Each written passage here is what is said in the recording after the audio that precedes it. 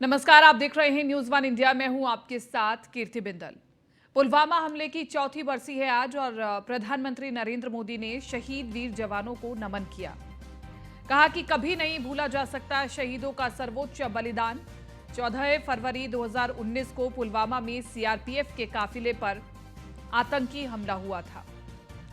तो बड़ी खबर हम आपको बता रहे हैं। आज पुलवामा आतंकी हमले की बरसी है और आज ही के दिन सीआरपीएफ काफिले पर आतंकी हमला हुआ था। पुलवामा हमले की चौथी बरसी है आज और प्रधानमंत्री नरेंद्र मोदी ने तमाम शहीदों को याद करते हुए नमन किया और उनकी शहादत को बताया कि देश हित में शहादत हुई। कभी नहीं भूला जा सकने वाला ये दिन है और आज शहीदों के बलिदान को कोई नहीं भुला सकता। आज का दिन किसी काले दिन से कम नहीं था। पुलवामा हमले की चूंकि चौथी बरसी है आज, एक बड़ा अटैक हुआ था हमारे सीआरपीएफ जवानों पर और फिर पुलवामा अटैक का बदला भी भारत ने लिया था। पुलवामा में सीआरपीएफ काफिले पर आतंकी हमला हुआ था और इस हमले की चर्चा विश्व भर में हुई थी और सभी ने पाकिस्तान को दुत्कारा था। लेकिन फिर इसके बाद एयर स्ट्राइक की जरिए बदला भी लिया गया था। आज देश भर में पुलवामा के शहीदों को नमन किया जा रहा है। पुलवामा आतंकी हमले में शहीद हुए जवानों को नमन किया जा रहा है, उन्हें याद किया जा रहा है और ये एक बड़ी साजिश थी दुश्मन देश की। भारत के जवानों के ऊपर बड़ा हमला किया गया था। कभी नहीं भूल सकने वाला शहीदों का सर्वोच्च बलिदान। आज ही के दिन 2019 को पुलवामा में सीआरपीएफ काफिले पर हमला हुआ था। पुलवामा हमले की चौथी बरसी है आज। न सिर्फ प्रधानमंत्री नरेंद्र मोदी बल्कि सभी आज उन शहीदों को याद कर रहे हैं और ये प्रधानमंत्री नरेंद्र मोदी ने ट्वीट किया है और कहा है कि उन हीरोज को आज याद किया जा रहा है जिन्होंने पुलवामा आतंकी हमले में अपनी जिंदगी गंवा दी। उनके करेज को देखते हुए तमाम जो अन्य युवा पीढ़ी है वो भी मोटिवेट होती है। एक मजबूत भारत बनाने में तमाम जो जवान हैं उनका महत्वपूर्ण योगदान है। प्रधानमंत्री नरेंद्र मोदी ने अपने ऑफिशियल ट्विटर हैंडल से ये ट्वीट किया है और पुलवामा के हीरोज को याद किया है जिनके ऊपर आतंकी हमला हुआ था और फिर इस आतंकी हमले का भी बदला भारत ने लिया था।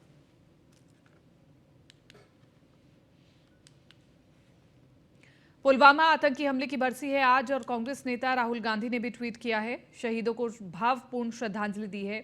भारत वीर जवानों का बलिदान हमेशा याद करेगा।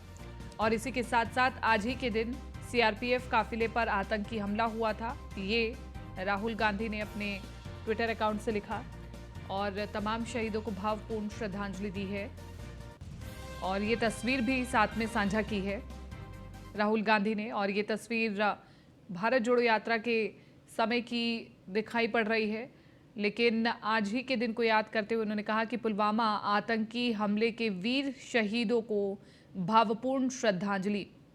उनका सर्वोच्च बलिदान भारत हमेशा याद करेगा।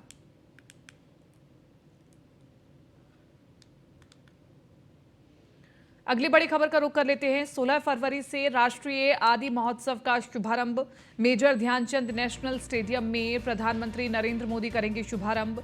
27 फरवरी को होगा समापन समारोह। बड़ी खबर आपको बता रहे दिल्ली से, मेजर ध्यानचंद नेशनल स्टेडियम में प्रधानमंत्री नरेंद्र मोदी इस कार्यक्रम का शुभारंभ करेंगे। 27 फरवरी को इस कार्यक्रम का समापन होगा और काफी महत्वपूर्ण कार्यक्रम रहने वाला है। 16 फरवरी से होगा राष्ट्रीय आदि महोत्सव का शुभारंभ और ये कार्यक्रम मेजर ध्यानचंद नेशनल स्टेडियम में होगा जिसका उद्घाटन प्रधानमंत्री नरेंद्र मोदी करेंगे। 16 फरवरी से होगा राष्ट्रीय आदि महोत्सव का शुभारंभ।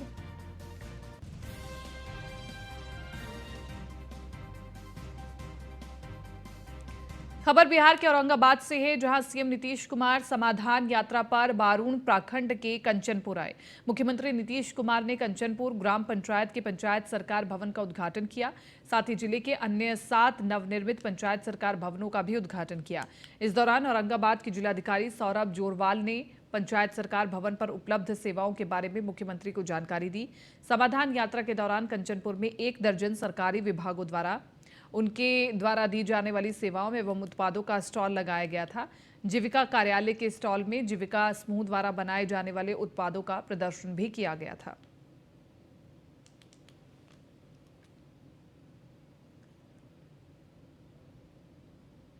बिहार के भागलपुर रेलवे स्टेशन पर रेलवे बोर्ड द्वारा गठित 6 सदस्यीय टीम पहुंची और यात्रियों की मूलभूत सुविधाओं को लेकर निरीक्षण किया और इस दौरान यात्रियों से सुझाव भी मांगे गए। निरीक्षण कर रहे 6 अधिकारियों ने कहा कि यात्रियों के सुझाव पर टीम मूलभूत समस्या को दूर करेगी। वहीं उन्होंने ये भी कहा कि अमृतकाल के रूप में भागलपुर रेलवे स्टेशन को लिया गया है, जिसके अंतर्गत भागलपुर को एक बेहतर रेलवे स्टेशन बनाया जाएगा।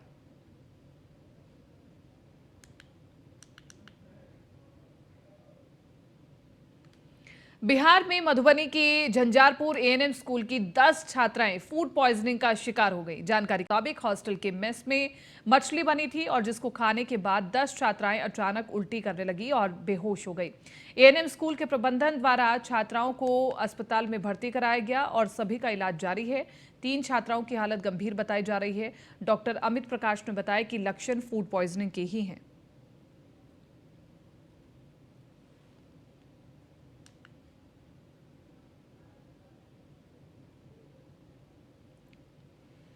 खबर हरियाणा के भिवानी से है, जहां राज्य चौकसी ब्यूरो ने बड़ी कार्रवाई की है। टीम ने भिवानी के औद्योगिक प्रशिक्षण संस्थान में छापेमारी कर 12,000 रुपए की रिश्वत लेते हुए आईटीआई भिवानी के प्रिंसिपल अनिल कुमार यादव को रंगे हाथों पकड़ा है। आपको बता दें कि आरोपी हरियाणा कौशल रोजगार निगम के तहत लगे कर्मचारियों से नौकरी में बने रहने के लिए हर महीने प्रति कर्मचारी 2,000 रुपए की उगाही करता था।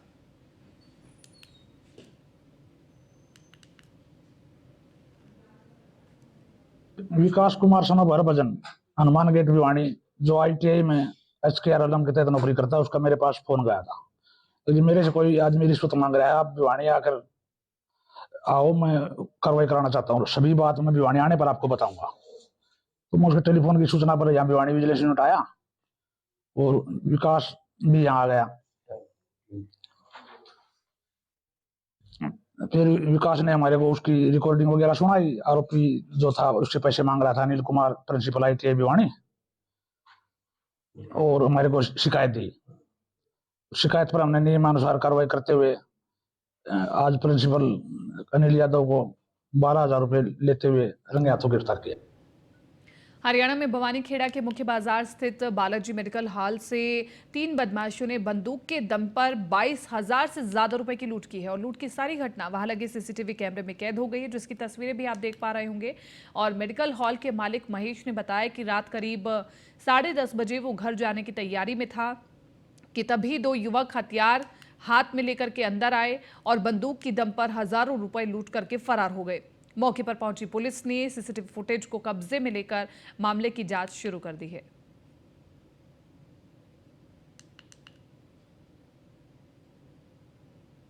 महेश कुमार सन ऑफ भीम सिंह है, जो वार्ड नंबर 11 के रहने वाले हैं। तो इनकी एक मेडिकल की शॉप है, जिसपे रात को 3 लड़के आए हैं, जो 2 अंदर एंट्री की है और एक ग्रे कलर की i10 कार है जिसके अंदर बैठा है। तो इनके साथ झगड़ा करके और इनसे पैसे छीन करके लेके गए हैं, जिसपे हमने अभियोग अंकित कर दिया है और अनुसंधान कर रहे हैं। हथियार भी साफ दिखाई दे रहे हैं उनके पास? हाँ, हथियार साथ दिखाई दे रहे हैं। उसमें आर्मेट साथ में लगाया गया है। क्या जांच चल रही पुलिस? अभी स्थानीय लोगों से पूछताछ कर रहे हैं और जो हमारे पुराने जो क्रिमिनल बैकग्राउंड के जो लड़के हैं उन पे भी पूछताछ कर रहे हैं और जो भी इसमें बेस्ट हो पाएगा इस मुकदमे को ट्रेस करने की कोशिश कर रहे हैं। 2 लड़के आए हैं और एक गाड़ी में बैठा था और मैं अंदर से अखबार निकालने के लिए गया था। दोनों आदमी यहाँ पे खड़े हुए हैं। एक जन ने गले में हाथ मारा है और दूसरे ने मेरी तरफ की गोली संभाली है। अच्छा, वैसे पैसे मांगे, मैंने मना कर दिया, फिर थोड़ा धक्का मुक्की किया उन्होंने, फिर मेरे को एक डंडा मारा है, जेबें चेक किए 2 बार, तीसरी बार फिर जेब में से पैसे निकाल लिए। फिर मैंने मोबाइल निकालने की कोशिश की है, फिर वो मोबाइल छीनने की कोशिश की उन्होंने मेरे साथ। कितने रुपए का? ये 21,000 तो मेरी जेब में थे और 1500 रुपये लगभग गले में थे। पुलिस में शिकायत दी? हाँ, की थी मैंने। और खबर महाराष्ट्र के लातूर से है। न्यूज़ वन इंडिया की टीम पंचायत समिति निलंगा कार्यालय में पहुंची, जहां आरोग्य विभाग के अधिकारी हांडे अपनी कुर्सी पर सोते हुए पाए गए, जिसके बाद अब प्रशासन की कार्यशैली पर सवाल उठने शुरू हो गए हैं।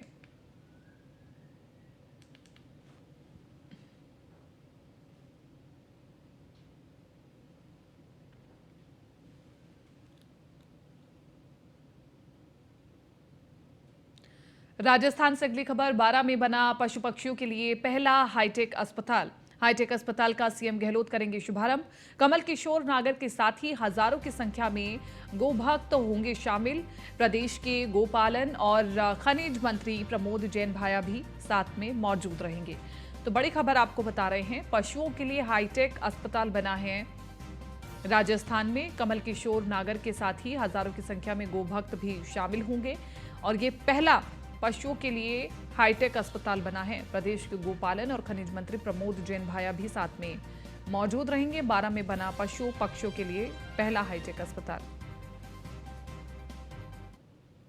चलिए एक बड़ी खबर का रुख कर लेते हैं। बीबीसी के दिल्ली ऑफिस में छापा पड़ा है। सभी के फोन बाहर जमा करा लिए गए हैं। सभी के फोन के पासवर्ड भी लिखवाए जा रहे हैं। ऑफिस से बाहर जाने की अनुमति किसी को नहीं है। तो ये बड़ी खबर हम आपको बता रहे हैं। बीबीसी के दिल्ली ऑफिस पर छापा पड़ा है और वहां पर जांच की जा रही है। सभी के फोन जमा करवा लिए गए हैं। सिस्टम के पासवर्ड्स पता किए जा रहे हैं और पासवर्ड्स डाल करके उसमें सिस्टम की भी चेकिंग की जा रही है। तो सभी के फोन को भी बाहर जमा करा लिया गया। इस वक्त की ये बड़ी खबर हम आपको बता रहे हैं। सभी के फोन के पासवर्ड लिखवाए जा रहे हैं और इसी के साथ साथ ऑफिस से किसी को बाहर जाने की अनुमति नहीं है। तो ये बीबीसी के दिल्ली ऑफिस पर बड़ी कार्रवाई है। अभी बीबीसी के दिल्ली ऑफिस में छापा पड़ा है और इसी के साथ साथ सभी के फोन बाहर जमा करा लिए गए हैं। सभी के फोन के पासवर्ड भी लिखवाए जा रहे हैं। हमारे साथ editor in chief Anurag Chadha phone line पर हमारे साथ बने हुए हैं। अनुराग जी, सबसे पहले हम ये समझना चाहेंगे कि बीबीसी के दिल्ली ऑफिस पर छापा पड़ा है, इसे हम कैसे देखें? देखिए कीर्ति, दिल्ली और मुंबई जो दोनों जगह बीबीसी के दफ्तर हैं, दोनों जगह छापेमारी चल रही है और सुबह करीब 8 बजे से ये छापेमारी चल रही है। लेकिन बाद में इस खबर को ओपन किया गया कि भाई बीबीसी के ऑफिस में छापेमारी चल रही है। और देखिए, जहां जो आपका क्वेश्चन है कि इसको किस नजरिए से देखा जाए, तो देखिए नजरिया तो इनकम टैक्स का छापा यहाँ पर लगा है। तो जाहिर तौर पर इनकम टैक्स के जो अधिकारी हैं उनके पास कोई ना कोई टिप जरूर ऐसी होगी कि जिसको देखकर उनको लगता था कि भाई यहाँ पर छापेमारी की जानी चाहिए। जब भी कोई इनकम टैक्स विभाग किसी के यहाँ पर छापेमारी करता है तो उसके पास प्रॉपर इनपुट होता है। उनको मालूम होता है कि यहाँ पर क्या किस टैक्स की किस स्तर पर चोरी की जा रही है और बेवजह इनकम टैक्स की टीम कहीं पर छापेमारी करने नहीं जाती। उससे पहले पूरा होमवर्क ये लोग करते हैं और जो तमाम जिनके यहाँ छापेमारी होती है उनका पूरा सर्विलांस कर लिया जाता है। फोन तक पूरी तरह से सर्विलांस पर ले लिए जाते हैं और छापेमारी की कार्रवाई तभी होती है क्योंकि कहीं ना कहीं जो इनकम टैक्स विभाग के अधिकारी हैं उनकी जवाबदेही भी होती है कि भाई अगर आप छापेमारी कर रहे हैं तो उसके पीछे वजह क्या थी, आपने किन वजहों को लेकर छापेमारी की। क्योंकि अगर छापेमारी के दौरान या उसके बाद में इनकम टैक्स को कुछ नहीं मिलता तो बेवजह इनकम टैक्स विभाग की किरकिरी होगी और ऐसी किरकिरी से बचने के लिए इनकम टैक्स विभाग आमतौर पर पूरा होमवर्क कर लेता है और उसी जगह छापे मारता है जहां पर उसको कुछ मिलने की उम्मीद होती है। तो देखिए, जो मेरा इनपुट है कीर्ति, अभी यहाँ पर जितने भी एम्प्लॉइज वहां पर हैं या जो मैनेजमेंट से जुड़े लोग हैं सभी के फोन्स को जमा करा लिया गया है। इसके अलावा जो उनके फोन के पासवर्ड है वो लिखवाए जा रहे हैं और निश्चित तौर पर जितना भी वहां पर गैजेट्स हैं, मोबाइल के अलावा लैपटॉप हैं या टैब है या कंप्यूटर जो ऑफिस में रखे हैं, सभी की जांच की जा रही है और पूरी की पूरी तरह से जो बीबीसी का दफ्तर है उसको सीज कर दिया गया है। तो छापेमारी लगातार चल रही है। और जहां तक बीबीसी की बात है तो आपको याद होगा कुछ दिन पहले बीबीसी अपनी एक डॉक्यूमेंट्री को लेकर काफी चर्चाओं में था। उसने प्रधानमंत्री नरेंद्र मोदी को लेकर एक डॉक्यूमेंट्री बनाई थी जो काफी विवादित थी और जिस डॉक्यूमेंट्री के प्रदर्शन पर रोक भी यहाँ पर लगाया गया था और उसके बाद काफी कंट्रोवर्सी हुई थी। और आज जिस तरीके से अब ये छापेमारी की जा रही है तो निश्चित तौर पर अब विपक्ष को तो कहीं ना कहीं मौका मिल गया है कि भाई जो प्रधानमंत्री के खिलाफ बातें करेगा, जो खिलाफ खबर चलाएगा तो उसके खिलाफ इस तरह की कार्रवाई हो रही है। लेकिन मैं समझता हूं कि वो ये जो कार्रवाई है ये अलग दिशा में जा रही है। एजेंसी अपना काम करता है, मीडिया अपना काम करता है। तो देखिए अब जब ये छापेमारी खत्म होगी तो क्योंकि बहुत इंटरेस्टिंग हो जाता है कीर्ति की बीबीसी जो है एक जो बड़ा मीडिया हाउस है विश्व में इसकी जो खबर है उस पर लोग भरोसा करते हैं और इतने बड़े संस्थान पर अगर इनकम टैक्स विभाग छापेमारी करता है तो निश्चित तौर पर उसके पास कुछ ना कुछ ऐसा इनपुट जरूर होगा जिसको लेकर बीबीसी से जो जुड़े मैनेजमेंट के लोग हैं उनको घेरा जा सके। सभी लोग बहुत आश्चर्यचकित हैं क्योंकि आमतौर पर मीडिया हाउसेस पर इस तरह की कार्रवाई होती नहीं है। लेकिन अगर कार्रवाई हुई है तो उसके पीछे क्या वजह है, क्या ऐसा इनपुट इनकम टैक्स के पास है, उसको जानने का इंतजार सभी को रहेगा। बिल्कुल बिल्कुल। और अनुराग जी, क्योंकि इससे पहले हमने देखा है कि बीबीसी ने एक बार पहले भी भारत का एक नक्शा प्रकाशित किया था जिसमें कश्मीर को पाकिस्तान का हिस्सा बताया गया था। तो इस तरह की गतिविधियों की वजह से भी बीबीसी चर्चा में रहा है। जी बिल्कुल कीर्ति, चाहे हिंदुस्तान पाकिस्तान नक्शे की बात करें या फिर सनातन धर्म को बदनाम करने की साजिश हो या जो भारत की जो छवि है उसको ग्लोबली बदनाम करने की साजिश हो, तमाम ऐसे इशू रहे हैं बीबीसी की रिपोर्ट के साथ जिनको लेकर बीबीसी हमेशा चर्चाओं में रहा है। जैसे कि मैंने आपको पहले भी बताया कि बीबीसी एक जमाने में बहुत भरोसेमंद नाम हुआ करता था। लेकिन पिछले 2-3 साल से जो बीबीसी ने भारत की जो इमेज नेगेटिव करके पेश की है उसके बाद कहीं ना कहीं जो उसकी विश्वसनीयता है उस पर कहीं ना कहीं संदेह हुआ है। खैर वो अलग मामला है। कीर्ति, आज की जो कार्रवाई है इनकम टैक्स कार्रवाई कर रही है और मेरे पास ये खबर आई है कि जितने भी लोग हैं सभी को हिरासत में ले लिया गया है। किसी को भी ऑफिस के बाहर जाने की इजाजत नहीं है और ना ही ऑफिस से बाहर से कोई बीबीसी के ऑफिस के अंदर आ सकता है। सर, इसमें एक और सवाल है कि जिस प्रकार से आप बता रहे हैं कि फ़ोन के पासवर्ड्स भी लिए जा रहे हैं, क्या इस प्रक्रिया में इनकम टैक्स डिपार्टमेंट के पास ये एक्सेस भी होता है कि फ़ोन के पासवर्ड लिए जाएं और फिर पर्सनल डाटा भी खंगाला जाए? देखिए कीर्ति, आजकल जो हमारे हाथ में मोबाइल फोन है वैसे तो ये हमारे बहुत काम की चीज होती है ना। और लेकिन आज जो लोग गलत काम करते हैं उनके लिए उनका दुश्मन भी है। तो सारी जो चीजें होती हैं हम लोग सोचते हैं कि भाई हमने अपने घर में कुछ नहीं रखा, हमारे घर में कैश नहीं है या हमारे घर में बेनामी संपत्ति के डॉक्यूमेंट्स नहीं है। लेकिन बहुत से ऐसे राज हैं जो हमारे गैजेट्स के अंदर छिपे होते हैं। तो चाहे उसमें गोपनीय इन्फॉर्मेशन हो, जो तमाम तरह के फाइल्स होती हैं हम लोग अपने फोन में सेव रख लेते हैं।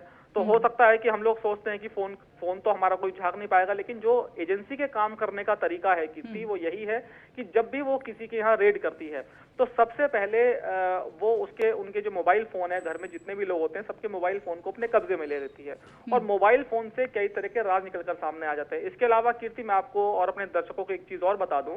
आपने बड़ा अच्छा सवाल पूछा कि भाई इनकम टैक्स के पास क्या इस तरह का अधिकार होता है। देखिए, जब भी कोई एजेंसी आपके घर में जांच करने आती है तो उसको एक एक चीज को जांच करने का अधिकार उसके पास होता है।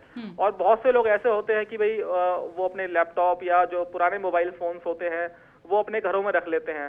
तो लोग सोचते हैं कि भाई अब तो वो किसी काम के नहीं है, लेकिन एजेंसी जो होती हैं, एजेंसी के लिए वही पुराने फोन बहुत काम के होते हैं। लेकिन क्योंकि लोग सोचते हैं कि भाई हमारे पास तो नया फोन है, इसमें से तो हो सकता है कुछ निकले ना, लेकिन जो माफ कीजिएगा जो पुराने फोन है वो सोचते हैं कि उसमें से कुछ नहीं निकलेगा। लेकिन बहुत से ऐसे सबूत होते हैं कि जो पुराने मोबाइल फोन में आपके मौजूद रहते हैं तमाम तरह की गोपनीय इंफॉर्मेशन की, आपकी बेनामी संपत्ति कहाँ है, किसको आपने कैश में पैसा दिया है, किसको 1 नंबर में या 2 नंबर में पैसा दिया है, तो तमाम तरह की डिटेल आदमी अपने फोन में संभाल कर रखता है।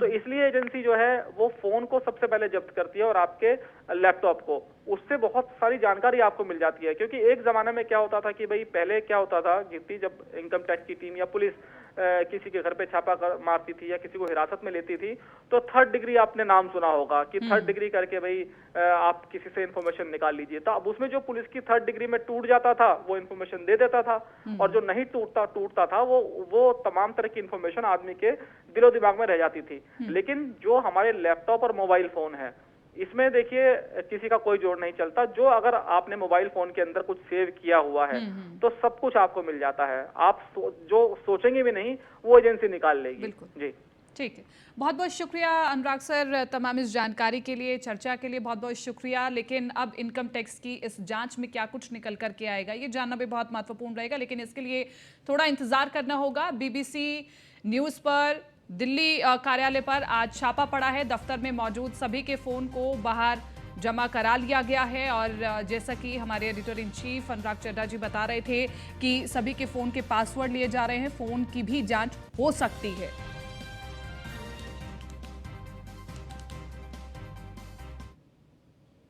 चलिए आगे बढ़ रहे हैं। गाजियाबाद से अगली खबर आपको बता दें, पुलिस कर्मियों पर लाठी डंडों से हमला किया गया है। 3 बाइक सवारों ने पुलिस कर्मियों पर हमला किया है।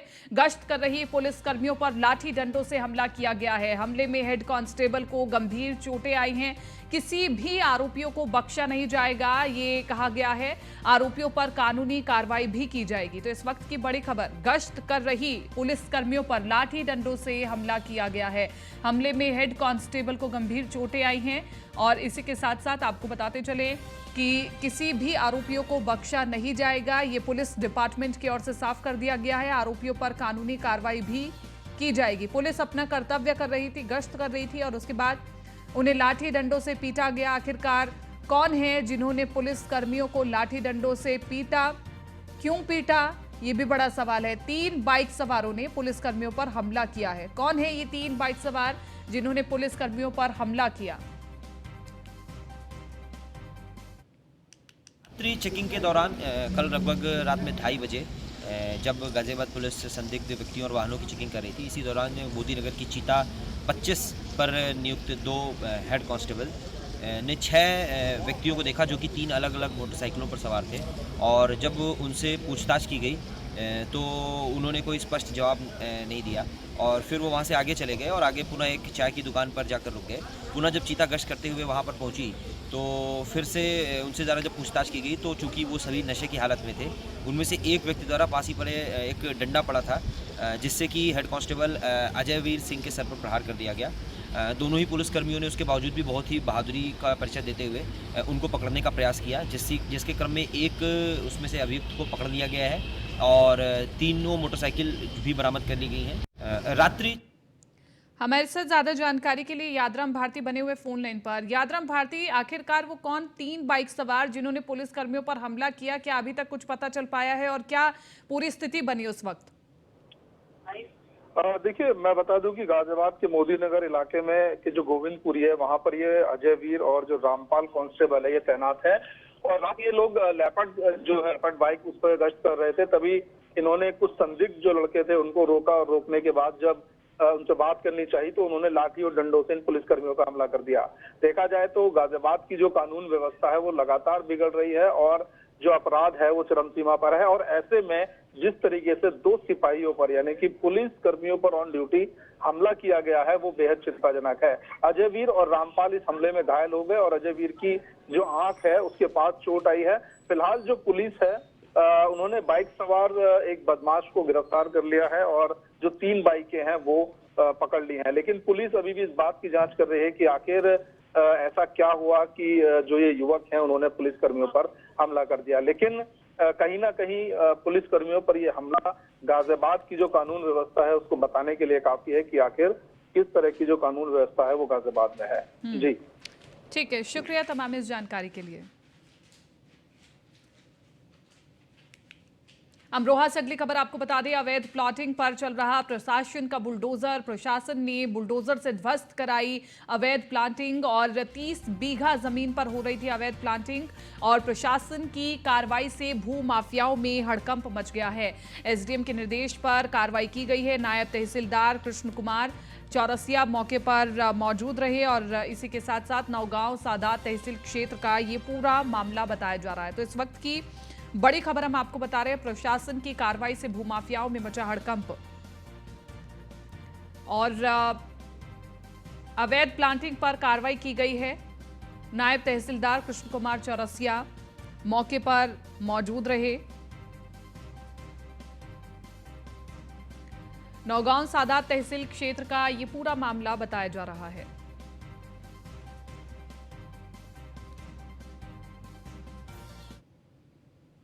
फिलहाल इस बुलेटिन में मेरे साथ इतना ही। आप बने रहिए न्यूज़ वन इंडिया के साथ।